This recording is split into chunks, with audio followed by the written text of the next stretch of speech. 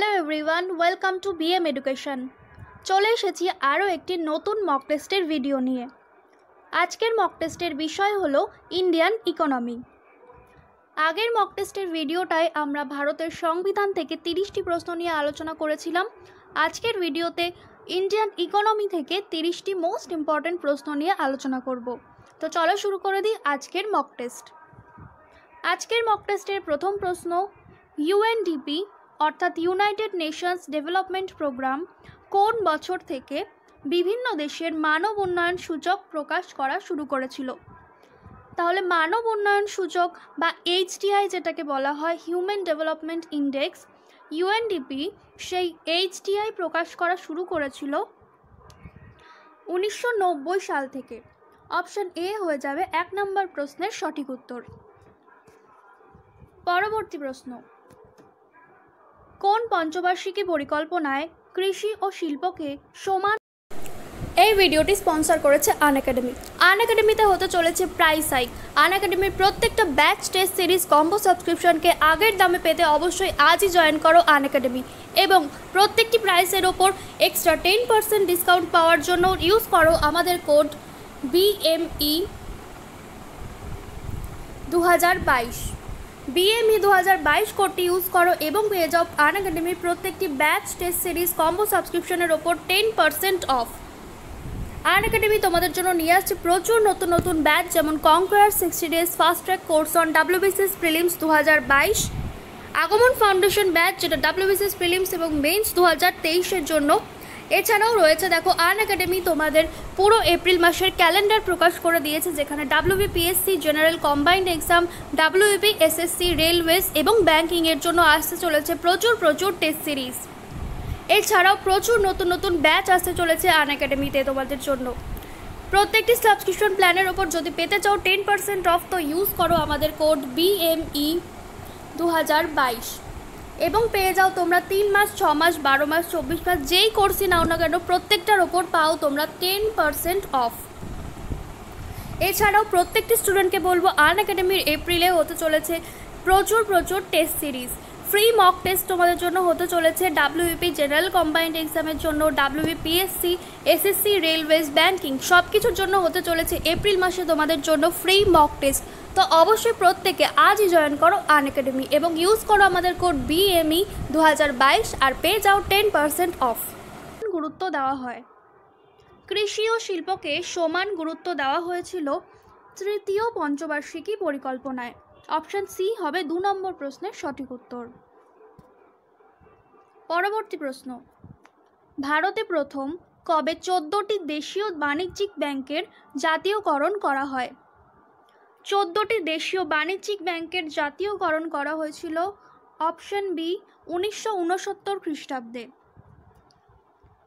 পরবর্তী প্রশ্ন, MSP নির্ধারণ করার ক্ষেত্রে ভারত সরকারকে পরামর্শ দেয় নিম্নলিখিতগুলোর মধ্যে কোনটা ভারত সরকারকে পরামর্শ দেয় MSP নির্ধারণের ক্ষেত্রে? MSP অর্থাৎ মিনিমাম সাপোর্টিং প্রাইস নির্ধারণের ক্ষেত্রে ভারত সরকারকে পরামর্শ দেয় option A commission for agriculture cost and prices. তো এই commission for agriculture cost and prices এটাই ভারত সরকারকে MSP নির্ধারণের জন্য পরামর্শ দেয়। পরবর্তী প্রশ্ন, মুদ্রার অবমূল্যায়নের ফলে মুদ্রার অবমূল্যায়নের এফেক্টটা কি হয় মার্কেটের ওপর সেটাই বলা হয়েছে। তো মুদ্রার অবমূল্যায়নের ফলে দ্রব্য সামগ্রীর দাম কিন্তু বেড়ে যায়। অপশন বি হয়ে যাবে সঠিক উত্তর। পরবর্তী প্রশ্ন, ভারতের জাতীয় আয় পরিমাপের ক্ষেত্রে কোন পদ্ধতি ব্যবহার করা হয়? আমরা জানি টোটাল 3টে পদ্ধতিতে জাতীয় আয় মাপা হয়, উৎপাদন পদ্ধতি, আয় পদ্ধতি এবং ব্যয় পদ্ধতি। তো এর মধ্যে ভারতের জাতীয় আয় পরিমাপের ক্ষেত্রে ব্যবহার করা হয় কোনগুলি? ভারতের জাতীয় আয় পরিমাপের ক্ষেত্রে ব্যবহার করা হয় উৎপাদন পদ্ধতি এবং আয় পদ্ধতি।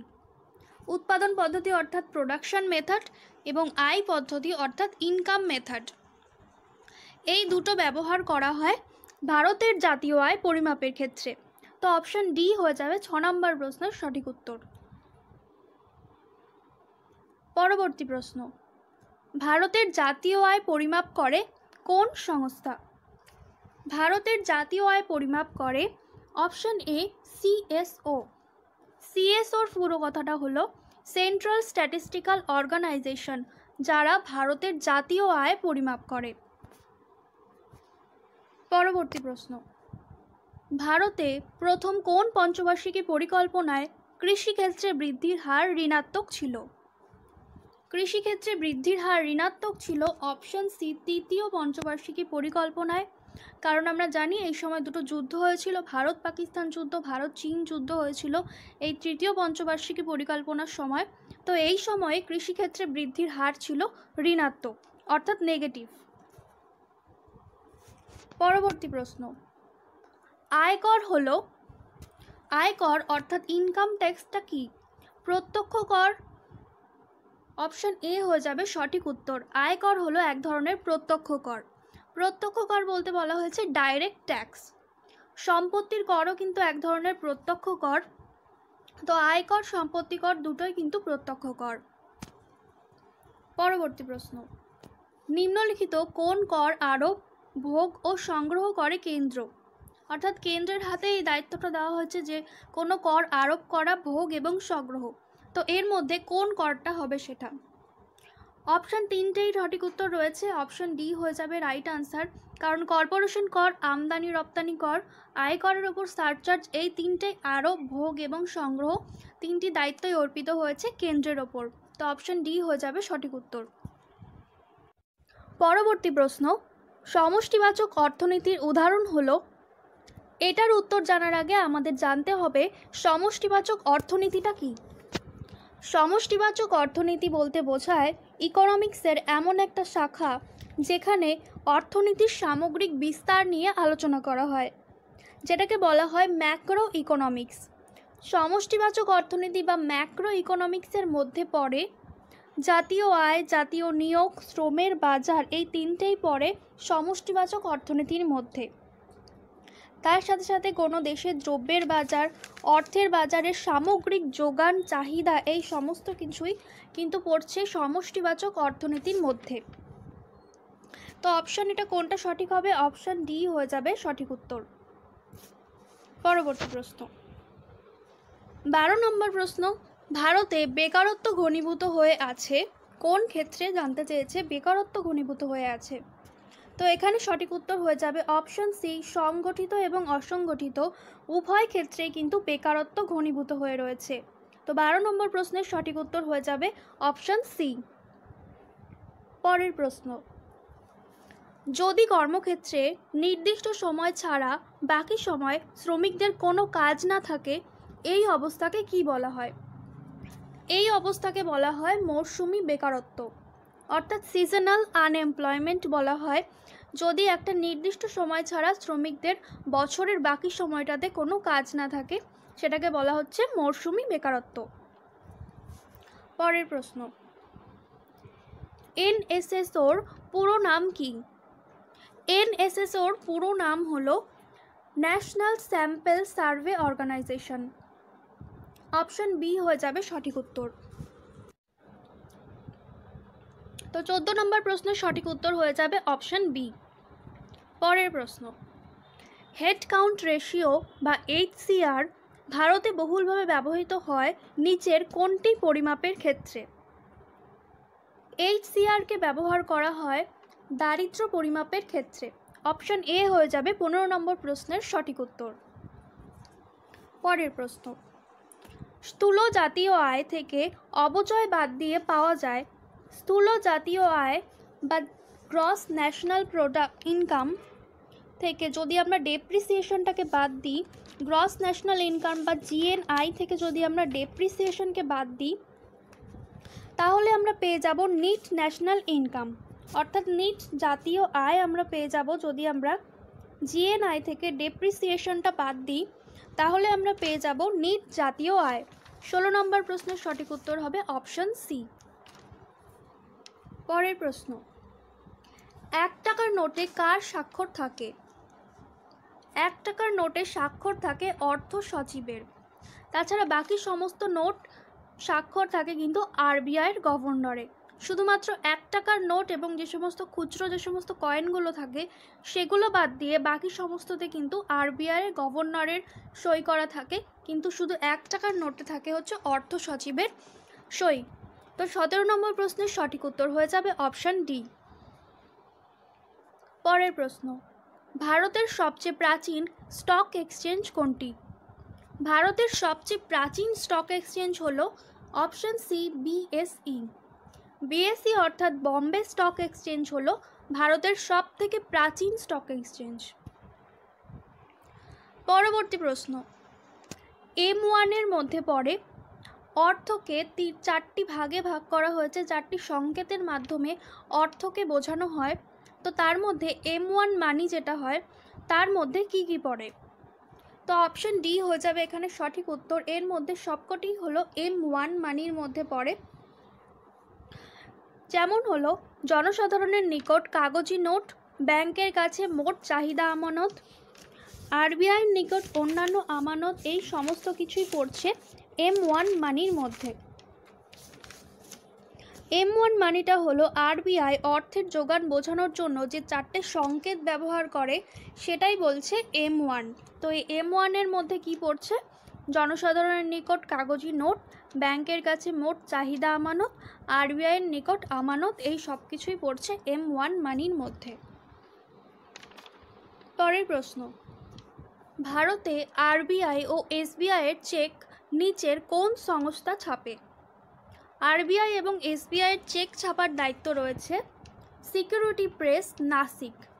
অপশন এ হয়ে যাবে 20 নম্বর প্রশ্নের সঠিক উত্তর। মোস্ট ইম্পর্টেন্ট প্রশ্ন, কিন্তু এটা একটা খুবই গুরুত্বপূর্ণ প্রশ্ন। পরবর্তী প্রশ্ন, জাতীয় পরিকল্পনা কমিশনকে কার কাছে রিপোর্ট পেশ করতে হয়? জাতীয় পরিকল্পনা কমিশন অর্থাৎ প্ল্যানিং কমিশন তার রিপোর্ট পেশ করে জাতীয় উন্নয়ন পর্ষদ অর্থাৎ ন্যাশনাল ডেভেলপমেন্ট কাউন্সিলের কাছে। পরবর্তী প্রশ্ন 22 নম্বর প্রশ্ন, ভারতে এক্সিম ব্যাংক কাজ করে? ভারতে এক্সিম ব্যাংক অর্থাৎ export import bank of India কাজ করে আমদানি রপ্তানির জন্য। অপশন সি হয়ে যাবে 22 নম্বর প্রশ্নের সঠিক উত্তর। পরের প্রশ্ন, ভারতে ছদ্মবেশী বেকারত্ব প্রধানত কোন ক্ষেত্রে অধিক দেখা যায়? ছদ্মবেশী বেকারত্ব বা ডিসগাইজড আনএমপ্লয়মেন্ট সব থেকে বেশি দেখা যায় অপশন এ কৃষিক্ষেত্রে। ছদ্মবেশী বেকারত্ব বলতে বোঝায় যখন কোনো শ্রমিককে বা অনেকগুলো শ্রমিককে যখন কোনো কাজ থেকে সরিয়ে নেওয়া হয় কিন্তু টোটাল যে উৎপাদন ওই কাজটার তার মধ্যে কোনো প্রভাব পড়ে না এবং শ্রমিকদের নৈপুণ্য তাদের কর্মশক্তিকে সঠিকভাবে ব্যবহার করা হয় না, এমন ধরনের বেকারত্বকে বলা হয় ছদ্মবেশী বেকারত্ব। যেখানে কিছু সংখ্যক শ্রমিককে সরিয়ে নিলেও টোটাল যে উৎপাদনটা তাতে কোনো প্রভাব পড়ে না। তো সেটা কোন ক্ষেত্রে দেখা যায়? কৃষিক্ষেত্রে কিন্তু দেখা যায় সব থেকে বেশি এই ছদ্মবেশী বেকারত্ব। পরবর্তী প্রশ্ন, ভারতীয় মুদ্রার অবমূল্যায়ন প্রথম কবে হয়? ভারতীয় মুদ্রার অবমূল্যায়ন প্রথম হয়েছিল 1949 সালে। অপশন বি হয়ে যাবে সঠিক উত্তর। পরের প্রশ্ন, সমাজের কোন শ্রেণীর মানুষ নিরন্তর মূল্যবৃদ্ধির ফলে সর্বাধিক ক্ষতিগ্রস্ত হয়? নিরন্তর মূল্যবৃদ্ধির ফলে সর্বাধিক ক্ষতিগ্রস্ত হয় সমাজের স্থির আয়কারী মানুষেরা, যাদের ইনকামটা ফিক্সড। তো ফিক্সড ইনকাম গ্রুপ মানুষেরা কিন্তু সবচেয়ে বেশি ক্ষতিগ্রস্ত হয় যখন হচ্ছে নিরন্তর মূল্যবৃদ্ধি হতে থাকে। তো 25 নম্বর প্রশ্নের সঠিক উত্তর হয়ে যাবে অপশন ডি, ফিক্সড ইনকাম গ্রুপেরা। পরের প্রশ্ন, প্রশাসনিক কার্যকলাপ অর্থনীতির কোন বিভাগের মধ্যে পড়ে? প্রশাসনিক কার্যকলাপ পড়ে অর্থনীতির চতুর্থ শ্রেণীতে, অর্থাৎ যেটাকে বলা হয় কোয়ার্টারি সেক্টর, সেখানে পড়ে প্রশাসনিক কার্যকলাপ। তো 26 নম্বর প্রশ্নের সঠিক উত্তর হয়ে যাবে অপশন ডি। পরের প্রশ্ন, দ্য আর্গুমেন্টেটিভ ইন্ডিয়ান বইটি কার লেখা? এই বইটি লিখেছিলেন অমর্ত্য সেন। 27 নম্বর প্রশ্নের সঠিক উত্তর হবে অপশন বি, অমর্ত্য সেন লিখেছিলেন দ্য আর্গুমেন্টেটিভ ইন্ডিয়ান। পরের প্রশ্ন, কোনো বস্তুর দাম বাড়লে তার চাহিদা কোনো বস্তুর যদি দাম বাড়ে তার চাহিদা কিন্তু অটোমেটিকলি কমে যায়। তো অপশন এ হয়ে যাবে 28 নম্বর প্রশ্নের সঠিক উত্তর। পরের প্রশ্ন, নিচের কোনটি প্রগতিশীল কর হিসেবে গণ্য করা হয়?